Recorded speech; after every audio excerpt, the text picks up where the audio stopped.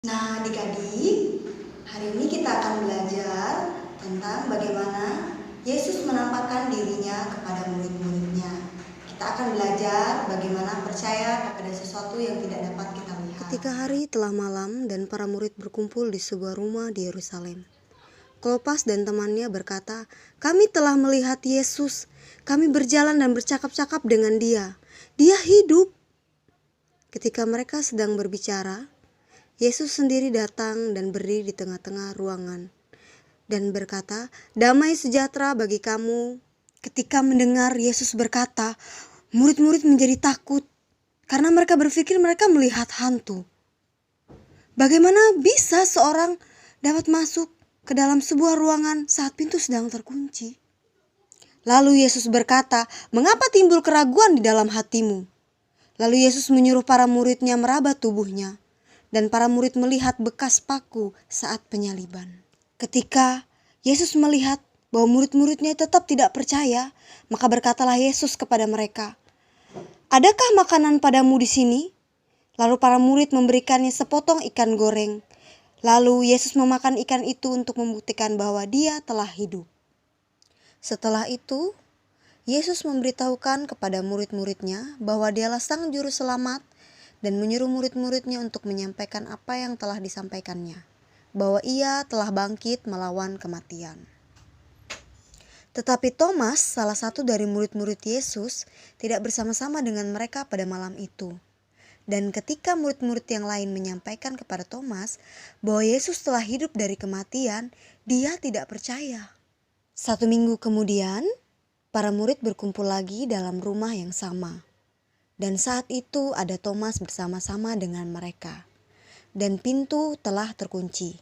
Tiba-tiba Yesus datang dan bergabung. Lalu berkata, "Damai sejahtera bagi kamu." Lalu Yesus menyuruh Thomas mengulurkan tangannya dan mencucukkan jarinya pada lambung Yesus. Lalu percayalah Thomas.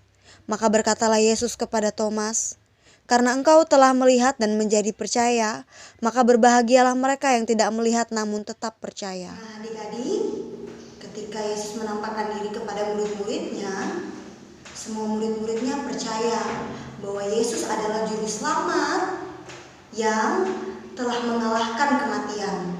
Dia bangkit untuk kita semua karena Dia sangat mengasihi kita. Dan kita harus percaya kepada Tuhan Yesus. Walaupun kita tidak melihat Tuhan Yesus dengan mata kita sendiri, tetapi kita tetap percaya dalam hati kita. Jangan seperti Thomas yang percaya kepada Tuhan Yesus ketika dia melihat. Dan kita juga harus percaya kepada Tuhan bukan hanya di mulut saja, tetapi kita harus percaya dengan segenap hati kita bahwa Tuhan adalah Allah yang hidup, Juru Selamat semua umat manusia. Karena kita sudah tahu bahwa Yesus telah hidup, kita tidak perlu takut lagi karena kita punya Tuhan yang hidup. Ketika kita merasa takut, ada orang tua kita bersama-sama dengan kita, dan terutama ada Yesus yang beserta dengan kita. Jadi kita tidak perlu takut lagi. Begitupun dengan murid-murid Tuhan Yesus. Ketika mereka tahu bahwa Yesus telah hidup, mereka semakin bersemangat untuk menyatakan firman Tuhan. Mereka semangat untuk menyebarkan firman Tuhan. Nah, adik-adik, begitu juga dengan kita. Meskipun dalam kondisi saat ini, kita tetap harus semangat untuk memuji nama Tuhan. Dengan hati kita, dengan mulut kita, dan dengan pikiran kita. Sekarang kita tidak perlu takut lagi. Meskipun kita tidak bisa keluar rumah untuk datang ke sekolah minggu dan bertemu dengan teman-teman kita, bernyanyi dan mendengarkan cerita seperti biasa di gereja, tetapi kita tidak perlu takut karena dimanapun kita berada, kita tetap dapat memuji nama Tuhan.